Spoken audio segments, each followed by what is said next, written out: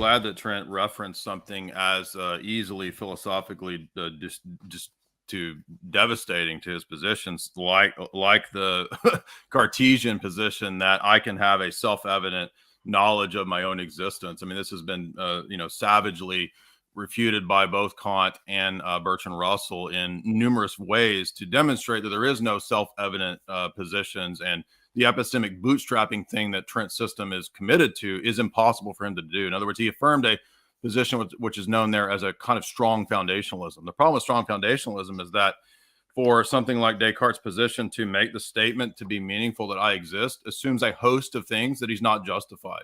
And the whole point with his position is that you shouldn't affirm things that you can't justify in terms of starting points. So Trent is misunderstanding that I'm critiquing the starting points of his position. I'm not saying that I don't have to do legwork and that orthodoxy doesn't have metaphysics. It's an issue of accounting for the metaphysics. It's not an issue of, do I believe in metaphysics? Do we share metaphysical notions in common like teleology or causation? It's a question of justifying, giving an account for, and grounding those principles, JTB, and of course the fourth position if we look at the Gettier problem. Now, he continues to say that reason can say some things about God. And again, this response just presupposes that God is a rigid designator. He attributed to me the position that God must be a rigid designator. If it's going to pick out something that's common to the religions, then yes. I mean, is Trent arguing for a generic God that isn't picked out somehow? No, of course. And the fact that he goes into attributes like person or personal shows that this, again, doesn't work because there's no generic theory neutral concept of person apart from, in the Christian paradigm, the Trinity. Trent doesn't have a basic understanding of what the presuppositional argument is. It's not a circular argument that just says it's true because therefore it's true and I cite it and therefore it's true. It's nothing like that. It's a comparison of paradigms because it's a metalogical question.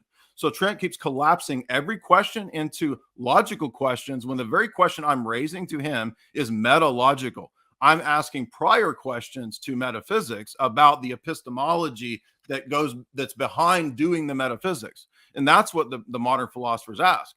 I'm not saying that David Hume is right in his skepticism. I'm merely asking his questions. That doesn't mean that I'm committed to Humeanism or Kantianism. I'm asking the questions that they ask to foundationalist systems, especially strong foundational systems, which Trent just affirmed in the I exist.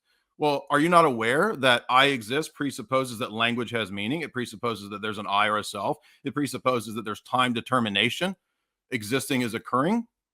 Those are heavy metaphysical claims and baggage that are not demonstrable on Descartes' foundational cogito. They're assumed. And the business of philosophy is to question assumptions. And that's precisely what I've been doing in this debate. And Trent just says, well, they're just self-evident things. That doesn't get you out of the circularity problem that you say you're here to avoid. Foundationalism is circular. And that's why we say that there's two different orders of things in this question of paradigms, right? There's the day-to-day or mundane type of argumentation that I would do about logic or this or that proposition or fact. But metalogical questions cannot be resolved in that same way. Look at something like Gödel's incompleteness theorems, which show that you can't solve those types of problems in a mono-singular way because they reference outside the set. So he's literally trying to repeat something like Bertrand Russell would say to Gödel. And I'm just simply saying that set theory shows you as an example, as an analogy, that you can't just refer to the set itself to justify the set. It extends outside of itself. And the fact that you appeal to foundationalism shows that you're just self-referencing and doing the very thing that your position says is impossible. Again, the question here is about presuppositions for sure. And I've listed many things and many problems for the foundationalist approach that you're advocating. Mm-hmm. You replied with something to the effect that, well, there's a trilemma that we could refer to, and there's really not many other options here. Well, the fact that you don't think there's many other options actually doesn't count as a justification for the starting point. In other words, you started with properly basic beliefs. And all I have to ask you is that, do you think that the notion of properly basic beliefs themselves is self-evident? Do you mean the idea, properly basic belief? Well, if I said only beliefs that are self-evident or incorrigible or evident to the senses are properly basic, the problem is that you're in an infinite circular regress because the proposition itself, in terms of you knowing it, is not part of your sense data, nor can you show that it's properly basic without assuming it. Well, I would agree that the idea of a properly basic belief may itself not be properly basic, but one could just have No, self. that's not what I asked. Okay, what did you The ask? proposition itself Mhm. about properly basic belief, is it properly basic? Uh, the proposition there are properly basic beliefs. The proposition only beliefs Mhm. that are self-evident or incorrigible or evident to the senses are properly basic. Well, I would say that it's true. You're saying, how do I know what properly basic No, I beliefs didn't ask are? if it's true. I'm asking, is that notion itself properly basic? So you're okay. So you're saying that if it is properly basic, it creates some kind of circularity. If I say that, Yes. okay. Well, as I said before, I don't know if the description of an idea might be properly basic, but the experience itself is. And then we have terms to describe what the experience is. It doesn't matter how you redefine it because the point is that there's no self-evident or incorrigible propositions like that found in sense data. Mhm. So what's the justification for that? The justification is that there are some propositions that we encounter, and upon entertaining the proposition, the justification is also immediately apparent. And Yeah, so it is that's and so circularity. That's the problem of properly basic beliefs. no, it's not You you just said it's immediately apparent. That's circularity. no, That's because begging the question. okay, it's not that, because if I say, for example, I am having an experience right now, I am just reporting something that is happening to me. That's The not prop all you're doing. No, I gave you multiple examples, which you said I didn't do in critiquing the cogito like what? of all of the metaphysical things that are assumed in the sentence. Okay, but even if I don't understand all of the concepts that are involved, we can It also doesn't matter. This is about justifying the beliefs. okay, so it sounds like you're saying to me, natural theology is false because there are no self-evident I'm truths. critiquing your position of a strong foundationalism. Okay, but even if someone picked a weaker form of foundationalism, I Yeah, but think a that's lot not of what you picked. So well, you okay, can change. what I would say, That's not the position you defended 5 minutes ago. okay, but even the position that I have, I would just say a lot of people, even people who are non-believers or atheists, would agree there are just basic facts about existence that we have agreement on. Okay, so And you're going to from appeal there to we the can mass. build So you're going to arguments. appeal to the mass. That's actually a fallacy. It's not a justification. No, I'm not saying that. I'm saying that it's Well, I asked for self-evident. justification. So what's the justification for The the problem is, Jay, I proposition? gave you a justification, but your system just won't allow it because Those aren't everything is justifications. Those are you're fallacies. no, I told you that some propositions that we encounter, That's their begging the truth is question. immediate and we do not have to infer them.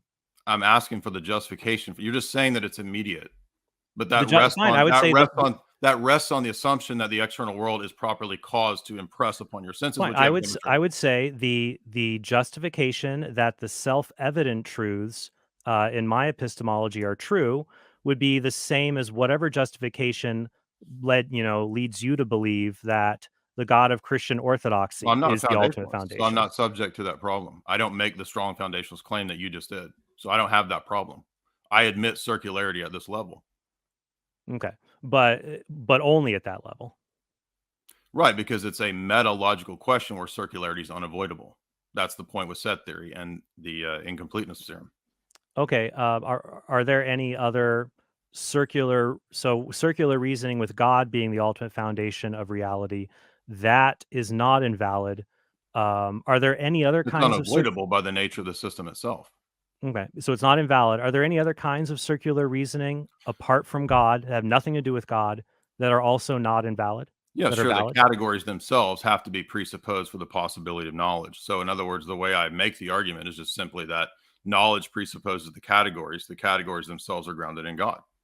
Okay, so the categories themselves, their foundation is not circular, their foundation is in God. Well, they're circular when we're considering whether we can justify them at the human level. They're Right. circular. So we can't say that logic is true because the laws of logic themselves show that they're true. It sounds like you're saying That's circular, yeah, right? it sounds like you're saying circular reasoning is invalid except when we're talking about God being the foundation of the universe. I'm saying that every system at root is circular, and that's what I'm demonstrating to you in your strong foundationalism. And I'm showing that that's not going to be then how we justify or explain the different systems themselves. It's a comparison of systems and not a comparison of evidences. Mhm. But then I think, well, I don't want to actually. I feel unfair. I shouldn't ask you questions. This is your time. We can do whatever you want. Well, let me move on to another issue, which was in Because the. I have a lot of questions of my own, but it's your That's fine. time.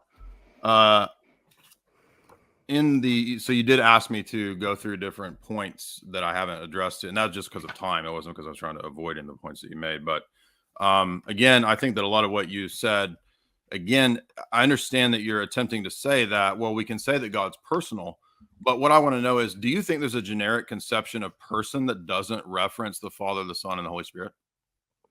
I think that one can believe. Well, here's the problem. There are a lot of different natural theologies. I don't believe God is a person because I'm a classical theist. There are others who hold that view, but I think that we can talk about God in being and something that is shared among the three persons of the Trinity. That God is not a person, but He has personal qualities. God is intellect. God has will. And so that is something shared by the three members of the Trinity. And that's something we can know: intellect, will, moral goodness. We can get that from natural theological arguments, So it arguments of doesn't. motion, So it's design, not an morality. appeal to person. It's not an appeal to Father.